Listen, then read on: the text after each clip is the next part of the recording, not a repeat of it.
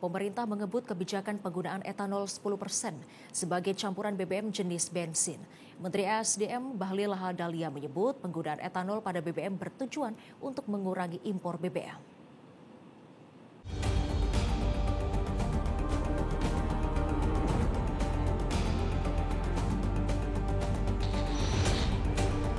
Menteri Energi dan Sumber Daya Mineral SDM Bahlil Lahadalia menegaskan bahwa etanol layak digunakan sebagai campuran bahan bakar minyak BBM.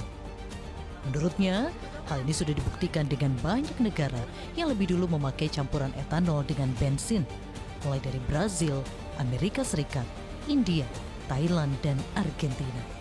Brazil bahkan sudah mencampurkan BBM dengan etanol 27%. Ia menambahkan, percampuran etanol 10% pada BBM bertujuan untuk mengurangi ketergantungan terhadap bahan bakar fosil serta menekan impor BBM. Ke depan Indonesia, insya Allah akan kita dorong mandatori menjadi S10. Artinya apa? Adalah kita wajibkan untuk memakai etanol 10%. Tujuannya apa? Kita mengurangi impor. Dan etanol ini didapatkan dari singkong atau dari tebu. Dan ini mampu menciptakan lapangan pekerjaan, pertumbuhan ekonomi daerah, dan sekaligus pemerataan. Inilah kira-kira konsep besar. Sangatlah tidak benar kalau dibilang etanol itu nggak bagus. Buktinya di negara-negara lain sudah pakai barang ini. Mungkin yang tidak bagus itu yang mau impor mau mereka saja. Itu yang mereka anggap tidak bagus itu. Etanol merupakan fermentasi bahan nabati seperti tebu, jagung, atau singkong.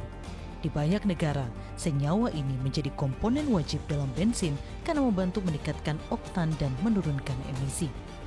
Menteri Pertanian Amran Sulaiman pun mendapat tugas khusus dari Prabowo untuk ikut mengebut pengembangan BBM E10 dengan mempercepat penanaman komoditas singkong dan tebu.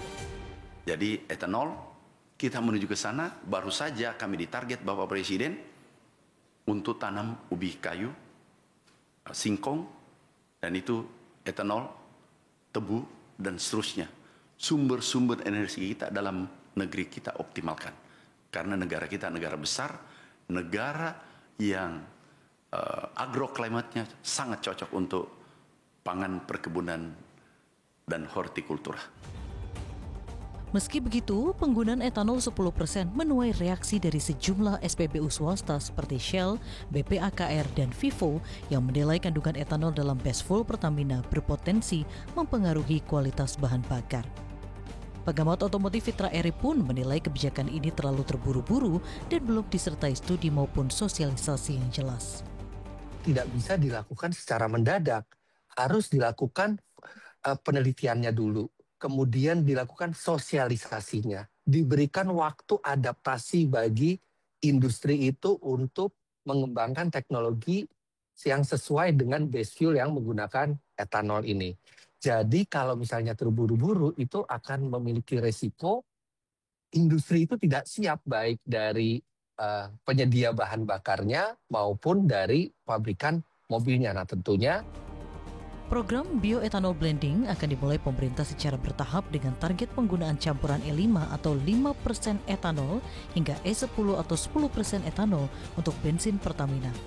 Namun, penggunaan etanol masih memiliki tantangan dari iklim tropis hingga kendaraan lama yang belum kompatibel. Tim Liputan Metro TV. Jelajahi cara baru mendapatkan informasi. Download Metro TV Extend sekarang.